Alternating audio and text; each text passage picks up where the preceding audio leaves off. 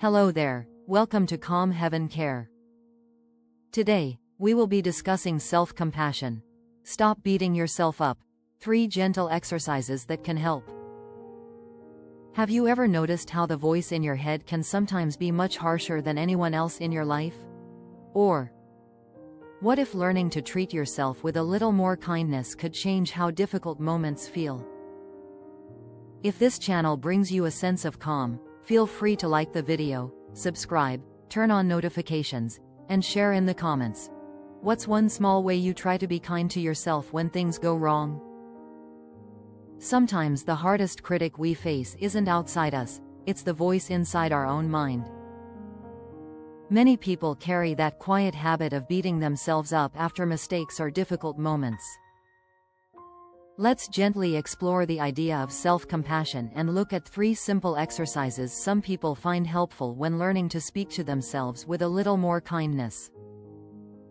You deserve the same kindness you give others.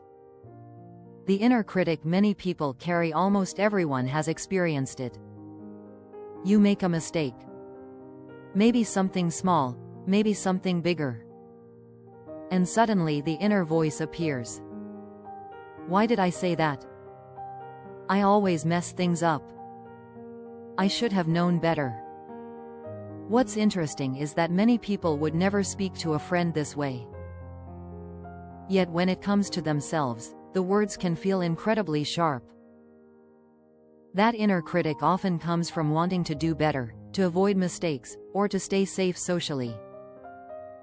But sometimes the tone becomes so harsh that it adds more pain to an already difficult moment. Pause and reflect. When something goes wrong in your life, what does your inner voice usually sound like? Story 1. The workplace mistake. Imagine someone presenting an idea during a meeting. Later they realize they forgot an important detail. The meeting ends, but the mind keeps replaying the moment. I embarrassed myself. Everyone probably noticed. I should have prepared more. For hours, the situation repeats inside their mind.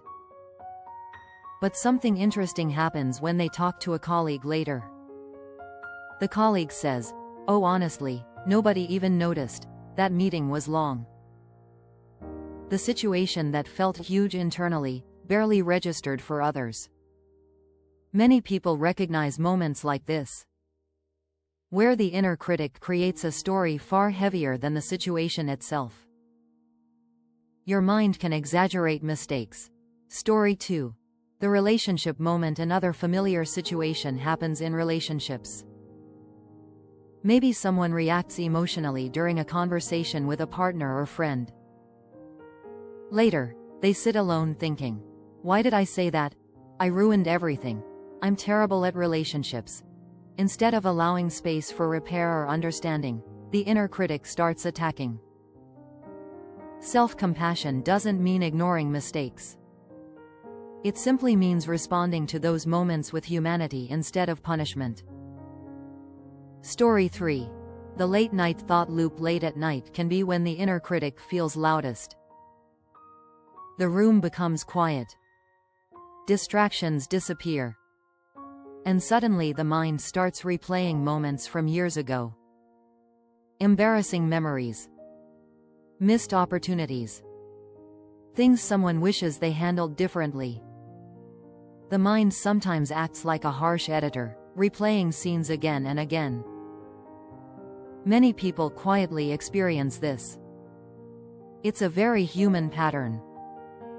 3 gentle self-compassion exercises. Self-compassion isn't about pretending everything is perfect. It's about allowing ourselves to respond to mistakes the same way we might respond to a friend, with patience and understanding. Here are 3 small exercises that some people explore when they're trying to soften their inner dialogue. Not rules. Just possibilities. Exercise 1. The friend perspective. One option is to imagine a close friend coming to you with the exact same situation you're facing. What might you say to them? Most people notice their tone becomes softer, more understanding. Maybe something like, "That sounds really stressful. It makes sense that you reacted that way. You're still learning. Then comes a gentle question. What would it feel like to offer those same words to yourself?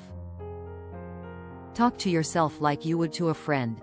Exercise 2. The common humanity reminder. Another exercise some people try is reminding themselves that being imperfect is part of being human.